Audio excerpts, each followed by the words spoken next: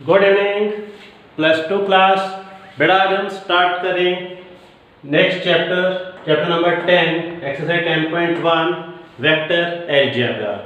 This is the most important chapter for +2 class और आगे जो आप कॉलेज में पढ़ेंगे तो वहाँ पर इस वेक्टर का भी काफ़ी यूज़ होगा, वेक्टर और 3 डायमेंशन ज्योमेट्री दोनों का ही।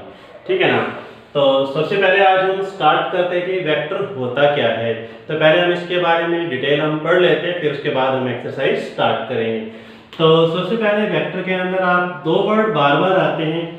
एक वर्ड आता है, देखो इसके अंदर स्केलर, एक आता है इसके अंदर वेक्टर। स्केलर क्या है? स्केलर एक ऐसी क्वांटिटी जिसका हम मैग्नीट्यूड फाइंड कर सकें, मैग्नीट्यूड फाइंड कर सकें। और वेक्टर क्या है? वेक्टर के अंदर मैग्नीट्यूड और डायरेक्शन, मैग्नीट्यूड के साथ डायरेक्शन भी निकाला जाए। जिसके अंदर खाली सिर्फ मैग्नीट्यूड होगा वो स्केलर होगा, जहां पर मैग्नीट्यूड और डायरेक्शन दोनों होंगी वो हमारा वेक्टर कहलाएगा। अब मैग्नीट्यूड क्या, हम उसका कुछ एग्जांपल्स लेते हैं।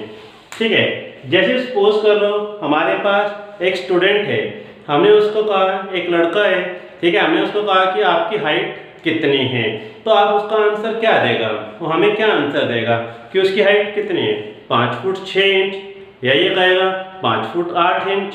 ठीक है, या फिर मेरी हाइट कितनी है, 5 फुट 11 इंच। ठीक है ना। तो वो क्या है, तो इसमें अंदर सिर्फ एक ही क्वांटिटी आ रही है। ठीक है, जो उसको जो हमने क्या है उसका मैग्नीट्यूड है।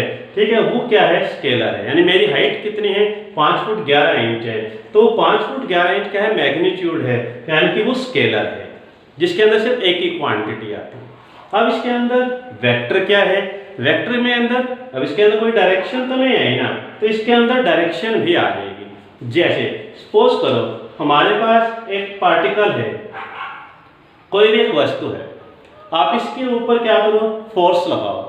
मैंने इसके ऊपर क्या किया, फोर्स लगाया, इस तरफ लगाया फोर्स। ठीक है ना। तो ये पार्टिकल पहले यहाँ था, अब पार्टिकल इस तरफ आ गया। जब मैंने इसके ऊपर फोर्स लगाया तो ये पार्टिकल इस तरफ चला गया ना, यानी कि अब इसके ऊपर एक तो क्या हुआ कि मैंने इसके ऊपर फोर्स कितना लगाया। ठीक है ना। और ये फोर्स किस डायरेक्शन में लगाया, फोर्स आप कहाँ लगा रहे हो, ईस्ट में लगा रहे हो, नॉर्थ में लगा रहे हो, वेस्ट में लगा रहे हो या साउथ में, किस डायरेक्शन में आप फोर्स लगा रहे हो। ठीक है ना। जैसे अगर मान लिया मैंने इसके ऊपर फोर्स लगाया तो ये इस तरफ आ गया, अगर मैं इसके ऊपर फोर्स लगाता तो ये पार्टिकल इस तरफ आ जाता, या मैं इसके ऊपर फोर्स लगाऊं तो ये बॉडी नीचे चली जाएगी। या इसके ऊपर फोर्स लगाओ, जैसे पेन है, पेन को मैं ऊपर की तरफ उछाल दूं तो मैं इसको क्या कर रहा हूँ, ऊपर की तरफ फोर्स लगा रहा हूँ, या इसको नीचे छोड़ दूं, समझ में आया ना। तो किस डायरेक्शन में आप उसको छोड़ रहे हो, यानी जिसके अंदर आपने दो क्वांटिटी आई, क्या कि पहले आपने इसके ऊपर फोर्स लगाया, कितना डिस्टेंस कवर किया, कितना फोर्स लगाया कि इतनी दूर चला गया। ठीक है, और किस डायरेक्शन में गया, ईस्ट या वेस्ट। तो ये क्या बनेगा, वेक्टर, यानी जितना फोर्स लगा वो मैग्नीट्यूड, और जो उसके अंदर किस डायरेक्शन में गया तो वो क्या हो गया, वेक्टर। जहां डायरेक्शन भी पता चल गई, मैग्नीट्यूड भी पता लग गया, तो ये क्या बन गया हमारे पास, वेक्टर। जिसके अंदर खाली सिर्फ, जैसे अगर सपोज करो कि दो दीवारें हैं, एक दीवार ये रही, एक दीवार ये रही, दोनों दीवारों के बीच में डिस्टेंस कितना है, मान लें कि 8 फुट है या 10 फुट है, यानी कि यहाँ से यहाँ तक कितना डिस्टेंस है, 10 फुट है। यहाँ में तो वो क्या है, सिर्फ एक ही क्वांटिटी है, तो उसके अंदर तो कोई डायरेक्शन का कोई मतलब ही नहीं है ना, तो वो स्केलर है। या मैं ये कहूँ कि हमारे पास ये बोर्ड है, ये बोर्ड की हाइट कितनी है, 4 फुट है। ठीक है ना। यहाँ से लेकर यहाँ तक इसकी हाइट कितनी है, 4 फुट है, तो इसके अंदर तो कोई डायरेक्शन का कोई मतलब ही नहीं ना, तो सिर्फ एक ही क्वांटिटी है, मैग्नीट्यूड, डायरेक्शन का कोई लेना देना नहीं, मैग्नीट्यूड, तो वो क्या बन गया, स्केलर। यहाँ से लेकर यहाँ तक का डिस्टेंस कितना है, एक ही क्वांटिटी है, स्केलर, डायरेक्शन का कोई मतलब नहीं। ठीक है ना। तो मैं आपको कुछ एग्जांपल्स देता हूँ, ठीक है, तो उससे फिर आपको क्लैरिटी आ जाएगी कि कौन स्केलर है और कौन वेक्टर है। ठीक है, देखो बेटा, मैंने इसके अंदर कुछ नाम लिखे हैं, ये हैं सारे स्केलर और ये सारे क्या हैं, वेक्टर हैं। ये स्केलर क्या है, देखो जिसके अंदर सिर्फ मैग्नीट्यूड हम फाइंड कर सकते हैं, डायरेक्शन नहीं। जैसे लेंथ, इस बोर्ड की लेंथ कितनी है, तो सिर्फ स्केलर है जस्ट, ठीक है ना, तो इसके अंदर कोई डायरेक्शन का कोई मतलब ही नहीं है, तो ये क्या है, स्केलर। मास, तो मेरी बॉडी का मास कितना है, तो फिजिक्स वाले स्टूडेंट अच्छे से समझते ही हैं कि मास क्या है, तो इसके अंदर कोई डायरेक्शन का कोई लेना देना नहीं है, ठीक है ना, तो ये क्या है, सिर्फ मास स्केलर। टाइम, जैसे कहना इस समय टाइम कितना हो गया, 5:30, 4:15, तो इसके अंदर तो टाइम है, कोई डायरेक्शन का कोई लेना देना नहीं, सिर्फ मैग्नीट्यूड, तो वो स्केलर। डिस्टेंस कितना है, तो ठीक है ना, कि मैं यहाँ से दीवार, दोनों दीवारों के बीच में डिस्टेंस कितना है, जस्ट एक स्केलर है। स्पीड, कितनी स्पीड है। एरिया, सर्कल का एरिया कितना है, πr², है ना, तो इसमें कोई डायरेक्शन का कोई लेना देना नहीं, तो ये क्या है, स्केलर है। वॉल्यूम फाइंड करना, टेम्परेचर कितना है, 5 डिग्री 6 डिग्री, ठीक है ना, तो वर्क कितना काम हुआ, कोई डायरेक्शन का लेना देना नहीं। मनी, मेरे पास पैसे कितने हैं, 500 रुपये हैं, 600 रुपये हैं, 800 रुपये, 1000 रुपये, कोई डायरेक्शन लेना देना नहीं, ठीक है, तो ये स्केलर। वोल्टेज कितनी है, डेंसिटी कितनी है, रेसिस्टेंस कितना है, तो फिजिक्स वाले स्टूडेंट्स को अच्छे से समझ सकते हैं, ठीक है ना। अब वेक्टर, वेक्टर क्या है, डिस्प्लेसमेंट। अगर मैं किसी बॉडी के ऊपर आप फोर्स लगाते हैं तो वो कितना डिस्टेंस कर, कितनी डिस्प्लेसमेंट उसके अंदर हुई, तो ईस्ट वेस्ट डायरेक्शन उसके अंदर जरूर होती है, तो वो डिस्प्लेसमेंट। वेलोसिटी और एक्सेलरेशन, ये आपने फिजिक्स में पढ़ा, आपने बिल्कुल अच्छे से समझते हो, ठीक है, इसके अंदर डायरेक्शन का यूज होता है, ठीक है ना, तो ये वेक्टर। फोर्स, फोर्स के बारे में तो मैंने बताया। वेट, मोमेंटम कितना हुआ, इलेक्ट्रिक फील्ड इंटेंसिटी, जब इलेक्ट्रिक वायर के अंदर से जो इलेक्ट्रिक पास होती है तो किस डायरेक्शन में जा रही है, तो वो तो उसके अंदर होता ही है, ठीक है, तो ये सारे क्या है, वेक्टर हैं। उसके अंदर सिर्फ एक ही क्वांटिटी होती है, सिर्फ मैग्नीट्यूड, और इसके अंदर क्या है, सिर्फ क्या होता है, क्या मैग्नीट्यूड होता है और डायरेक्शन होती है, ठीक है। अगर आपसे कोई पूछता है कि वेक्टर क्या है, तो इसकी डेफिनेशन क्या होगी कि जिसके अंदर मैग्नीट्यूड और क्या हो, डायरेक्शन हो, तो वो क्वांटिटी हमारी क्या बन जाए, दोनों मिलकर वेक्टर। अगर उसके अंदर से हम डायरेक्शन को हटा दें तो वो जस्ट एक स्केलर रह जाता है, ठीक है। चलो आगे बढ़ते हैं इसी से। बड़ा इसको थोड़ा सा और एक्सप्लेन करते हैं। जैसे कि यहाँ से एक पॉइंट ए है, एक पॉइंट ए, ठीक है, जो एक मैंने लाइन ड्रॉ कर दी ए से बी तक, ठीक है, ये आपके घर की पोजीशन है, आप अपने घर पर खड़े हो और ये पोजीशन है स्कूल की पोजीशन, जो आप स्कूल में जाते हो पढ़ने के लिए, ठीक है ना, ये आपके घर की पोजीशन है ए, और जो आप स्कूल में जाते हो पढ़ने के लिए वो पोजीशन। तो इस पॉइंट को हम बोलते हैं इनिशियल पॉइंट, ठीक है, और जो ये वाला पॉइंट है इसको हम बोलते हैं टर्मिनल पॉइंट। इनिशियल पॉइंट को हम स्टार्टिंग पॉइंट भी कहते हैं और इसको हम एंड पॉइंट भी कहते हैं। ये क्या है, स्टार्टिंग पॉइंट, ये एंड पॉइंट, आपके घर की पोजीशन स्कूल तक जाना। अब आप सोचकर देखो, जब आप अपने घर से स्कूल में पढ़ने के लिए जाते हो तो एक तो आपका कितने डिस्टेंस पर स्कूल है, 5 किलोमीटर दूर स्कूल है, 6 किलोमीटर दूर स्कूल है, 10 किलोमीटर दूर स्कूल है। तो मान लिया आपके घर से यहाँ तक स्कूल में कितना डिस्टेंस है, 5 किलोमीटर, तो ये तो हो गया मैग्नीट्यूड।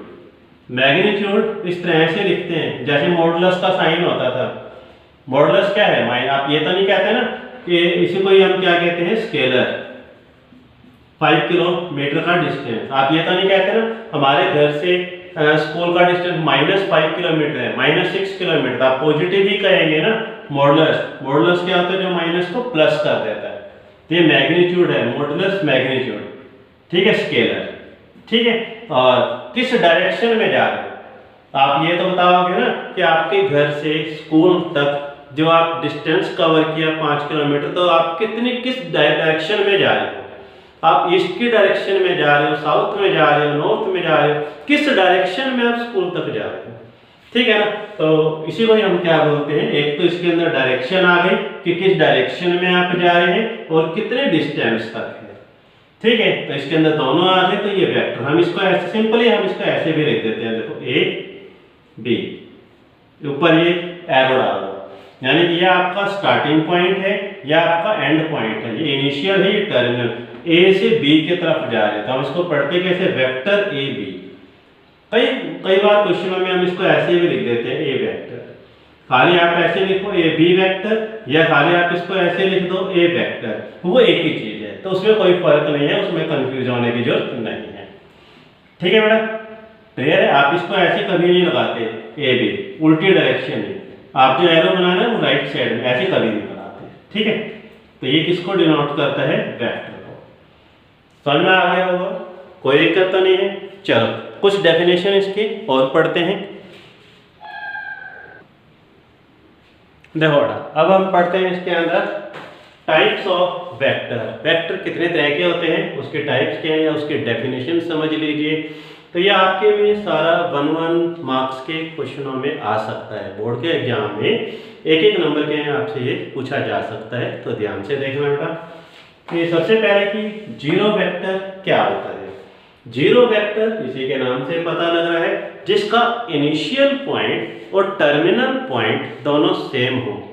ध्यान से सुन लें, जिसका इनिशियल पॉइंट और टर्मिनल पॉइंट दोनों सेम है, ठीक है, तो उसे हम जीरो वेक्टर कहते हैं। जैसे अगर हम यहां पर ये लिख दें ए, ठीक है, यानी कि स्टार्टिंग पॉइंट भी वही है, एंड पॉइंट भी वही है। ठीक है, तो इसे हम क्या कहेंगे? जीरो वेक्टर, यानी इसको ऐसे भी डिनोट कर सकते हैं जीरो वेक्टर। अगर आपसे पूछता है कि जीरो वेक्टर किसे कहते हैं, तो आपने उसकी डेफिनेशन ये देनी है, आप नोट कर लो। जिसका इनिशियल पॉइंट और टर्मिनल पॉइंट सेम होगा, तो उसे हम क्या कहेंगे? Zero vector. ओके, तो अब आते हैं हमारे पास यूनिट वेक्टर। यूनिट वेक्टर इसी के नाम से आपको पता लगना चाहिए, जिसका मैग्नीट्यूड 1 आ जाए। एक ऐसा वेक्टर जिसका मैग्नीट्यूड निकालने से हमारा आंसर 1 आ जाए, तो उसे हम यूनिट वेक्टर कहेंगे। जैसे ए वेक्टर, इसका मैग्नीट्यूड निकाले 1, मैग्नीट्यूड निकाल, यहां पर क्या आएगा? ए का मैग्नीट्यूड 0, ठीक है, तो ये जीरो वेक्टर है। और जिसका मैग्नीट्यूड 1 आ जाए, तो उसे हम क्या कहेंगे? Unit vector. अगर वो यूनिट वेक्टर है, तो आप इसको ऐसे भी लिख सकते हो, ए के ऊपर कैप लगा दे, ठीक है ना। तो इसे हम क्या, यूनिट वेक्टर है तो आप इसको ऐसे भी लिख सकते हैं, खाली 1 लिख सकते हैं, आपकी एक ही बात है। ठीक है, नेक्स्ट आता है हमारे पास को इनिशियल वेक्टर। को इनिशियल वेक्टर, इसी के नाम से देखो, दो या दो से ज्यादा वेक्टर जिसका इनिशियल पॉइंट सेम हो, तो उसे हम क्या कहते हैं? को इनिशियल वेक्टर।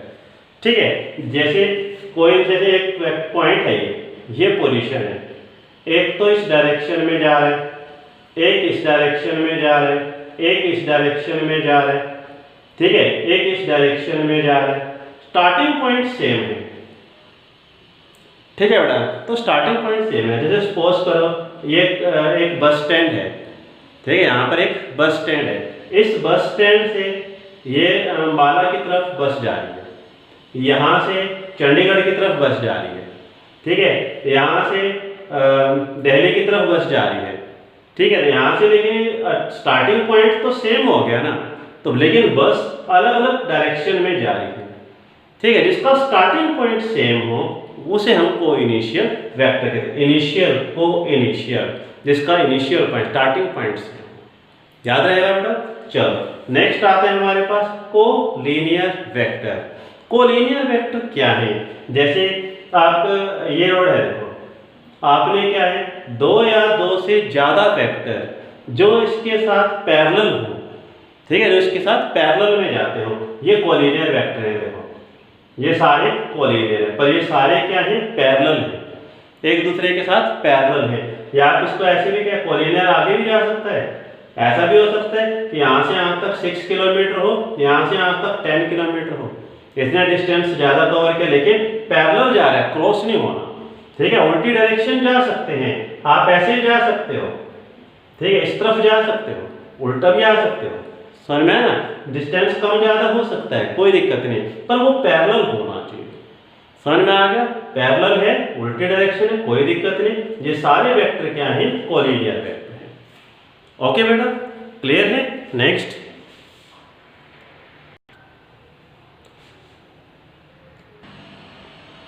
देखो बेटा, exercise 10.1 first question, represent graphically A displacement of 40 kilometre 30 degree east of north. कहते हैं कि इसको आपने ग्राफिकली रिप्रेजेंट करना है, डिस्प्लेसमेंट बनानी है 40 kilometre 30 degree east of north. ठीक है, चलो स्टार्ट करते हैं इस क्वेश्चन को। देखो बेटा, फर्स्ट क्वेश्चन, इसको हमने ग्राफिकली रिप्रेजेंट करना है। देखो, तो सबसे पहले इस तरह से ड्रॉ कर लें। इस तरफ तो ईस्ट हो गया, यहाँ पे वेस्ट लगा लेते हैं, यहाँ नॉर्थ, यहाँ पे साउथ, यहाँ पे ओरिजिन, इनिशियल पॉइंट। ये स्टार्टिंग पॉइंट है कि आप ईस्ट में जा रहे हो, वेस्ट में जा रहे हो, नॉर्थ में या साउथ में, कहाँ जा रहे हो, तो ये इनिशियल पॉइंट है, स्टार्टिंग पॉइंट। ठीक है, अब ध्यान से पढ़ो। रिप्रेजेंट ग्राफिकली ए डिस्प्लेसमेंट बनानी है, 40 किलोमीटर का डिस्टेंस कवर करना है 30 डिग्री ईस्ट ऑफ नॉर्थ। इसको कैसे पढ़ेंगे? नॉर्थ से ईस्ट की तरफ 30 डिग्री, नॉर्थ से ईस्ट की तरफ चलो 30 डिग्री, नॉर्थ से ईस्ट की तरफ। ठीक है, तो कितना? 30 डिग्री, 30 डिग्री का एंगल बना दो, यहां से यहां तक ये 30 डिग्री का एंगल, नॉर्थ से ईस्ट तक। जैसे अगर आपने कहीं बाहर जाना है, 40 किलोमीटर दूर जाना है, तो आप डायरेक्शन तो आपको पता होगी ना, आपने कहाँ जाना है। ठीक है ना, तो डायरेक्शन तो निकालनी पड़ेगी ना। 40 किलोमीटर का डिस्टेंस कवर करना है, तो हमारे यहाँ से 30 डिग्री हो गया और ये मैं 40 किलोमीटर दूर चला गया। ठीक है, आप इसको ऐसे लिखें, स्केल पे लिख सकते हैं कि 1 सेंटीमीटर किसके इक्वल है? 10 किलोमीटर के। और इसको अगर मैं यहाँ लिख दूँ 4 सेंटीमीटर, कितना लिख दूँ? 40 किलोमीटर। तो ये मैंने स्केल ले लिया। ठीक है, तो यहाँ से यहाँ तक 1 सेंटीमीटर, 2 सेंटीमीटर, 3 सेंटीमीटर, 4 यहाँ तक। उसने कहा था डिस्प्लेसमेंट का ग्राफ बनाओ, नॉर्थ से ईस्ट पर चलो और 40 किलोमीटर का डिस्टेंस कवर कर दो। ठीक है, तो यही हमारा आंसर आ जाएगा। ओ से लेकर ए तक, ओ से ए तक, ये स्टार्टिंग पॉइंट, ये एंड पॉइंट। कितने दूर गए? 40 किलोमीटर। ओके बेटा, क्लियर? तो ये क्वेश्चन हमारा यहीं पे कंप्लीट हो गया। चलो नेक्स्ट क्वेश्चन स्टार्ट करते हैं। देखो बेटा, क्वेश्चन नंबर 2, ये बुक में ही बस निशान लगा लो, सिंपल से है। Classify the following measure as scalar and vector. वो ये पूछ रहा है कि जो नीचे सेकंड क्वेश्चन में ये स्केलर हैं या वेक्टर हैं। 10th का फर्स्ट 10 किलोग्राम, अब इसके अंदर कोई डायरेक्शन तो नहीं आ रही, तो ये क्या होगा हमारे पास? स्केलर। ठीक है, और 2 मीटर नॉर्थ वेस्ट, 2 मीटर जाना है, नॉर्थ वेस्ट में जाना है। ठीक है, तो ये क्या होगा हमारे पास? वेक्टर। ओके, क्योंकि इसके अंदर डायरेक्शन आ रही है, तो ये वेक्टर है। ठीक है, 40 डिग्री, तो ये तो सिर्फ डिग्री बता रहे हैं, 30 डिग्री 40 डिग्री, तो ये क्या हो गया? स्केलर। डायरेक्शन का तो इसके अंदर कोई मतलब ही नहीं है, तो ये क्या है? स्केलर है। ठीक है, 40 वाट, ये भी क्या है? स्केलर, कोई डायरेक्शन नहीं है। ठीक है, 10 पावर -19 कॉलम, ठीक है, तो ये भी क्या है? स्केलर, कोई डायरेक्शन नहीं। 20 मीटर पर सेकेंड स्क्वायर, तो ये एक्सेलरेशन है, आपको पता होगा। ठीक है ना, तो ये किससे डिनोट होता है? मीटर पर सेकेंड स्क्वायर, एक्सेलरेशन से। जहाँ एक्सेलरेशन आ गया तो वो क्या बन गया हमारे पास? वेक्टर। ठीक है, तो इसके अंदर हमारा सेकंड पार्ट और 6th पार्ट वेक्टर है, बाकी सारे स्केलर हैं। ठीक है, नेक्स्ट इसके बाद question number 3, classify the following as scalar and vector quantity. इसमें भी यही कह रहा है कि वो स्केलर है या वेक्टर है। 3rd का फर्स्ट टाइम पीरियड, ठीक है, तो ये क्या होगा? स्केलर। तो इसमें कोई डायरेक्शन नहीं। डिस्टेंस, कितना डिस्टेंस कवर किया, ये मैं पहले बता चुका। स्केलर, फोर्स के बारे में बताया था मैंने। वेक्टर, वेलोसिटी, वेक्टर, और 5th पार्ट है वर्क डन। ठीक है, तो ये क्या होगा हमारे पास? स्केलर। ओके, कितना वर्क हुआ, कोई डायरेक्शन नहीं है। ठीक है, इन फिगर 10.6 ए स्क्वायर, कह रहे हैं हमारे पास एक ये स्क्वायर बना हुआ है। ठीक है, जिसकी चारों साइड इक्वल हैं। आइडेंटिफाई द फॉलोइंग वेक्टर्स, तो कहते हैं कि ये इनमें से वेक्टर्स बताने हैं कौन कौन से हैं। फर्स्ट पार्ट की को इनिशियल वेक्टर कौन सा है? को इनिशियल जिसका स्टार्टिंग पॉइंट सेम हो। ठीक है, देखो ये इस तरफ जा रहा है, ये इस तरफ, एरो को ध्यान से देखो, ये इस एरो में जा रहा है, ये इधर, तो इसमें से को इनिशियल कौन सा होगा? ए और डी। तो यहाँ पर आप लिख लें A and D vector are coinitial. ठीक है, इक्वल वेक्टर, इसके अंदर इक्वल वेक्टर कौन सा होगा? बी और डी। देखो ये यहाँ से यहाँ तक का डिस्टेंस, यहाँ से यहाँ तक का डिस्टेंस सेम है और एक ही डायरेक्शन में भी जा रहे हैं, तो ये बी और डी दोनों क्या हो जाएंगे, equal. B and D collinear हैं बट नॉट इक्वल। अभी हमने बताया कि ये दोनों वेक्टर क्या हैं, इक्वल हैं, तो दूसरे वाले क्या होंगे, नॉट इक्वल।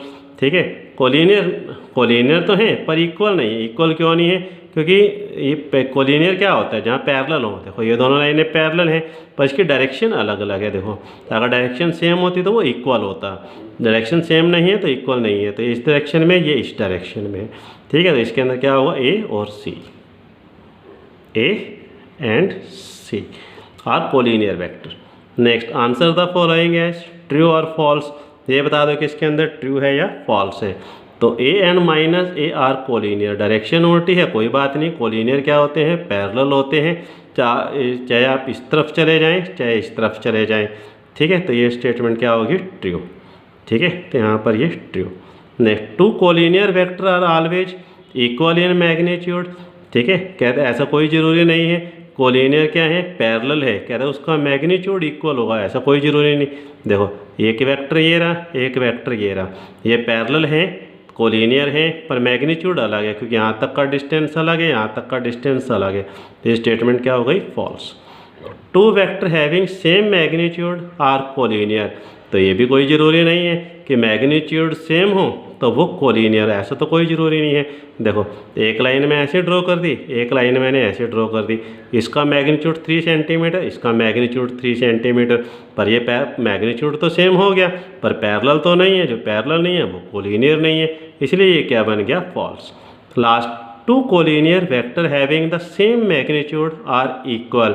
ऐसा भी कोई ज़रूरी नहीं है, तो ये स्टेटमेंट भी क्या होगी, फॉल्स। रीजन, दो कोलिनियर वेक्टर, कोलिनियर होते हैं parallel vector, having the same magnitude, magnitude same हो। ठीक है, और कोलिनियर मैग्नीट्यूड सेम है, पैरेलल है, पर ज़रूरी नहीं है कि वो इक्वल हो। ठीक है, तो ये भी स्टेटमेंट फॉल्स। ठीक है, तो यहाँ तक ये एक्सरसाइज हमारी कंप्लीट हो गई। मिलते हैं, ओके, थैंक यू।